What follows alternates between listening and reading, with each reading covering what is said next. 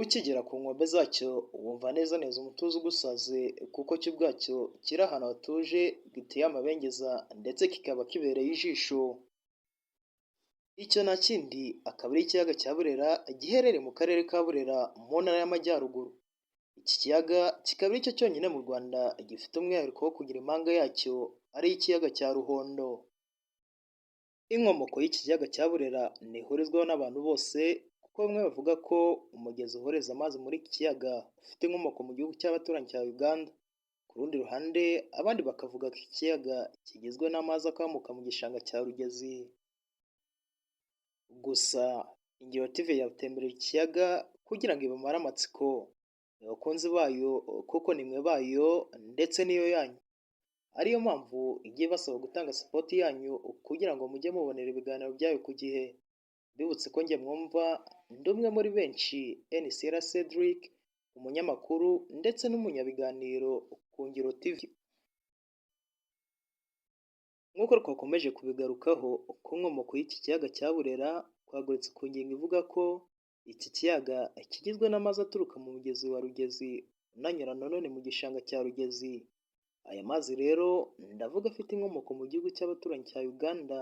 Iyo ageze mu gishanga cya Rugezi yihuriza hamwe n'amazi yo muri iki gishanga, bityo bigakora umugezi munini ujyana amazi muri iki kiyaga cya Burera. Urumva ko rero za nkomoko zose twabonye haruguru zose zifite ishingiro.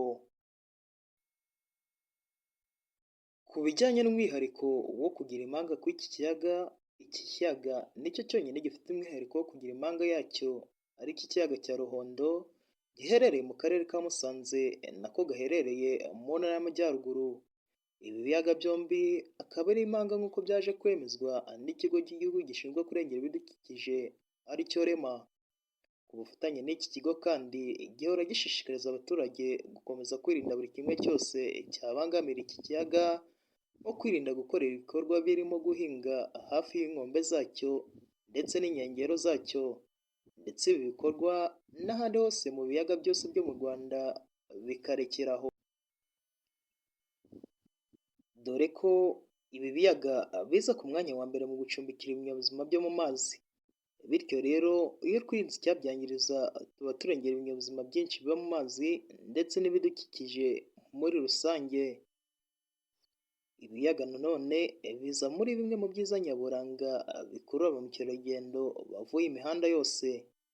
Iki kiyaga cya Burera rero bitewe n'ibirwa biteye amabengeza ndetse bifite umwihariko, nacyo gikurura ba mukerarugendo bityo bakadusigira amadovize y'isoko y'ubukungu bw'u Rwanda. Ngayo nguko rero iby'ikiyaga cya Burera giherereye mu karere ka Burera ko mu ntara y'Amajyaruguru. Twese nk'Abanyarwanda dukomeze kugira intera igira iti ibidukikije isoko ry'iterambere rirambye. Njye mwari kumwe ndi umwe muri benshi, NCR Cedric, umunyamakuru ndetse n'umunyabiganiro ku Ngiro TV. Mugire ibihe byiza, asante, asantene.